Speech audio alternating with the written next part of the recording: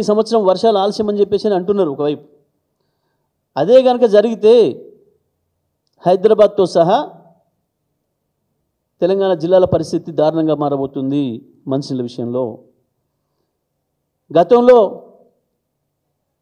కేసీఆర్ గారి కాలంలో మేము ప్రతిరోజు ఇచ్చిన మంచినీళ్ళు గ్రామాలు, పట్టణాలు, నగరాలని తేడా లేకుండా హైదరాబాద్తో సహా ఇవాళ చాలా చోట్ల 2 రోజులకు పోయినాయి. రోజు తప్పించి రోజుకు 2 రోజులకు ఒకసారి అన్నది మొదలైంది. మళ్ళీ పాతకాలంలో పరిస్థితులు మళ్ళీ తీసుకొస్తున్నారు.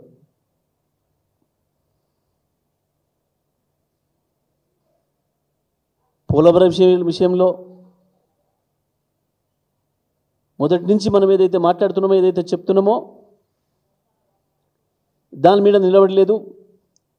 చంద్రబాబు నాయుడు గారికి లొంగిపోయి అక్కడ ద్రోహం చేస్తున్నారు తెలంగాణకు. ఇక కృష్ణమ్మనైతే మొత్తమే అప్పచెప్పిండ్రు. మళ్ళీ ఆంధ్రప్రదేశ్ చెరలకు వెళ్ళిపోతుంది కృష్ణమ్మ. ఆనాడు ఎట్లయితే జరిగిందో ఆ 60 ఏళ్ళు ఎట్లయితే దుర్మార్గంగా వాళ్ళ చెరలు పెట్టుకొని నాగార్జున సాగర్, శ్రీశైలంలో ఒక పోరంబొక్కు ప్రాజెక్ట్ లాగా నడిపినరో, ఏ ఆపరేషన్స్ రూల్స్ లేకుండా, మళ్ళీ ఈ సంవత్సర కాలంగా మళ్ళీ అది జరుగుతుంది.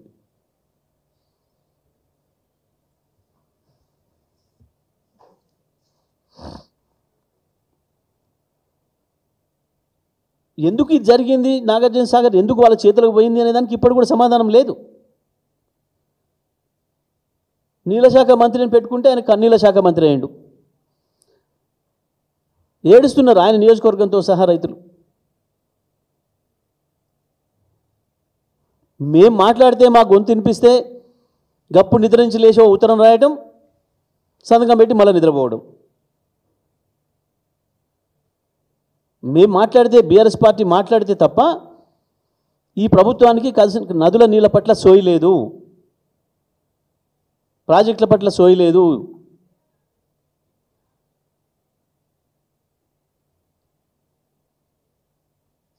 తెలంగాణ ప్రజలు మరొకసారి పోరాటం చేయాల్సిన పరిస్థితి తీసుకొస్తున్నారు హక్కుల కొరకు. నిజమే, ప్రజలు భావించింది నిజం జరుగుతుంది. 2014 ముందు దబ్బుకున్న కేసీఆర్ కనుక లేకపోతే, పార్టీని కనుక వద్దనుకుంటే, తెలంగాణ తెచ్చిన కదా నాకు ఎందుకు ఇంకా అని కేసీఆర్ వెళ్ళిపోతే ఏమవుతుందని భయపడ్డరు ఆనాడు తెలంగాణ మేధావులు, తెలంగాణ ప్రజలు. కేసీఆర్ గారు మీరు లేకపోతే తెలంగాణ ఈనగాసి నక్కల పాలు చేసినట్టు అవుతుంది, మళ్ళీ తీసుకుపోయి అడ్డి భాషలు అమ్ముకుంటారు వీళ్ళు, ఈ దద్దమ్మలు, ఇక్కడున్న ఈ కాంగ్రెస్ తెలుగుదేశం ప్రభుత్వాలు అని చెప్పి ప్రజలు ఏదైతే భయపడి కేసీఆర్ని డిమాండ్ చేసినారో మీరు కొనసాగాలి అని చెప్పి, ఇవాళ మళ్ళీ ఈ ఏడాది కాలంలోనే అది నిజమని మన కాళ్ళకి కట్టినట్టు కనబడుతుంది.